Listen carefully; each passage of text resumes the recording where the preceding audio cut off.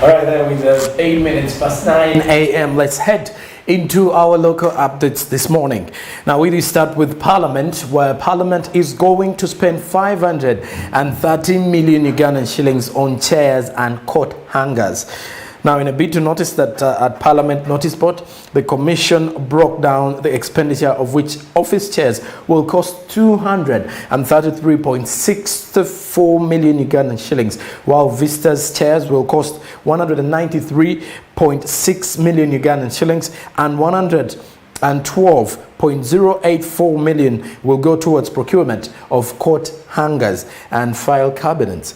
Now, this means 539.324 million Ugandan shillings will be spent in total for these items. Now, sources said that Parliamentary Commission has awarded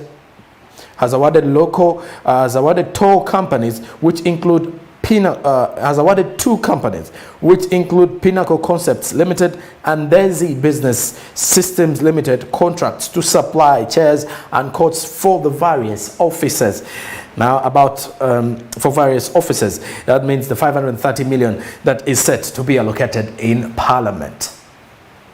All right, now moving on to the next story. About 80% of all domestic workers are children, and they're mainly found in Kampala, a metropolitan area, a study by the Uganda National Health Users Consumers Organization, UNACO, has revealed.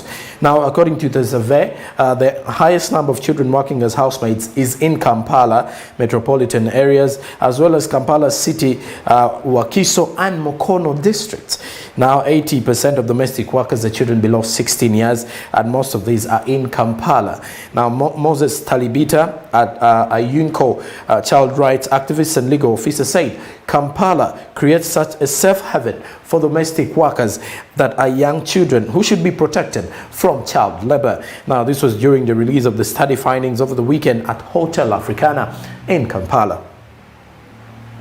Now, still moving on, Uganda Human Rights Commission is investigating 40 cases of human rights violations.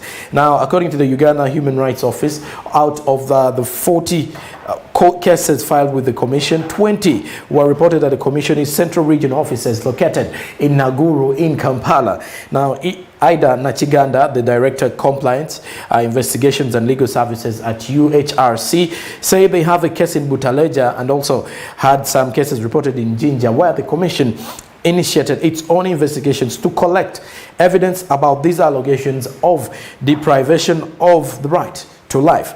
Now, she told reporters at the Commission offices in Kampala on Monday that all the 40 complaints were received through their toll-free line since movements had been restricted due to COVID-19.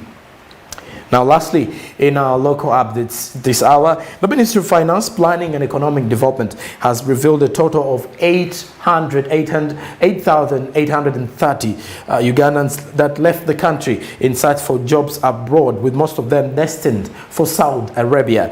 Now, the ministry made the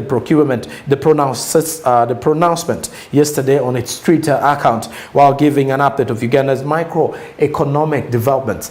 And however, a number of Twitter users blasted the Ministry of Finance for celebrating the number of people leaving Uganda for petty jobs abroad, saying the country is celebrating an increase in exploitative labor instead of booming its working environment. Now, that brings us to the end of our local updates here on SMB. We cross to RITAH KABANYORO to give us the latest from the foreign updates. And we kick it with Florida, where the governor, Ron DeSantis, a vocal critic of COVID restrictions, has said the state can withhold salaries from school leaders who enact masks and also mandates. Now, the row comes after the U.S. schools begins their new academic year as the Delta variant surges affecting young groups. Now, multiple states have recently recorded spiking pediatric hospital administrations, though a number of the child patients reportedly have other conditions such as asthma, diabetes, or respiratory syncytial virus. Now, just 1% of U.S. children infected with coronavirus up in hospital are at 0.0%. I mean, 0.0% of those children die. And according to American Academy of Pediatrics, that is where all these reports are coming from. And now lastly, we go to Guinea, where Guinea has confirmed the first West African case of a deadly Marburg virus. Now, the World Health Organization said that the first recorded in West Africa of the virus that is related to Ebola and, like COVID-19, passed from animals hosts to the human beings.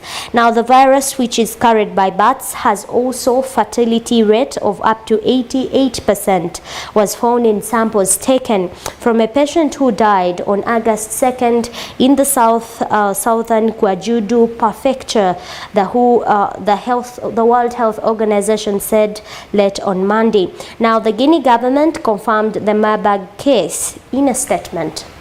Very well, that one is a scary one coming across the entire globe, but we still await what the future holds for the Marburg virus, being deadly as COVID-19 and Ebola.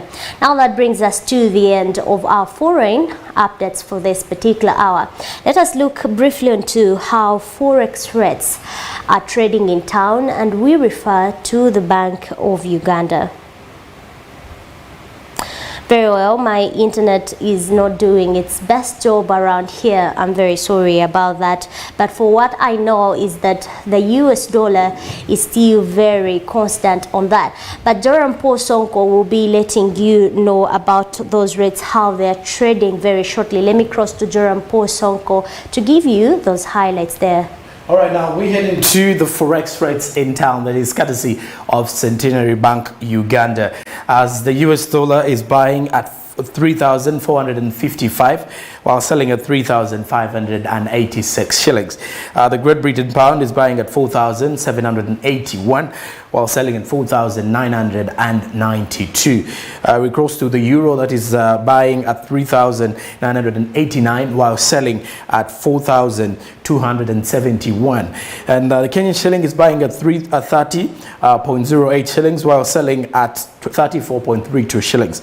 And meanwhile, the Rwandese franc is buying at 4.37 shillings while selling at 5.15 shillings. The Tanzanian shilling is buying at 1.24 shillings while selling at 1.84 shillings. Now that wraps up our news updates here at this particular hour here on SMB. We do return shortly. Good morning.